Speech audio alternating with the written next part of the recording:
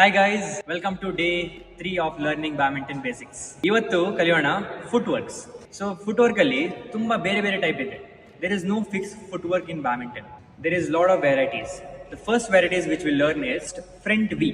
So front V foot work ಹೇಗೆ ಮಾಡ್ಬೇಕಂತ ನೋಡೋಣ. ಫಸ್ಟ್ ಯಾವಾಗಲೂ ನೀವು ಸೆಂಟ್ರಲ್ಲಿ ಇರುವಾಗ ಯಾವತ್ತು ಸ್ಪ್ಲಿಟ್ ಸ್ಟೆಪ್ ಮಾಡಬೇಕು. ಸ್ಪ್ಲಿಟ್ ಸ್ಟೆಪ್ ಅಂದ್ರೆ ಏನಂತ ಹೇಳಿದ್ರೆ, ಇಲ್ಲಿ ನೋಡಿ, ಜಸ್ಟ್ ಶೋಲ್ಡರ್ ಲೆವೆಲ್ ಇಟ್ಕೊಳ್ಬೇಕು ಕಾಲು, ಆಮೇಲೆ ಜಸ್ಟ್ ಔಟ್ವರ್ಡ್ ಆಗಿ ಪುಷ್ ಮಾಡಬೇಕು. Okay, so the first two types you can go towards the front part. Okay, first part irodu right left right movement.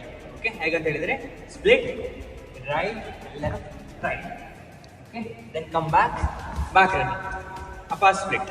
Second type sachet footwork ಅಂತ ಹೇಳ್ತಾರೆ. Split step, right leg ಮುಂದೆ sachet, then you come back.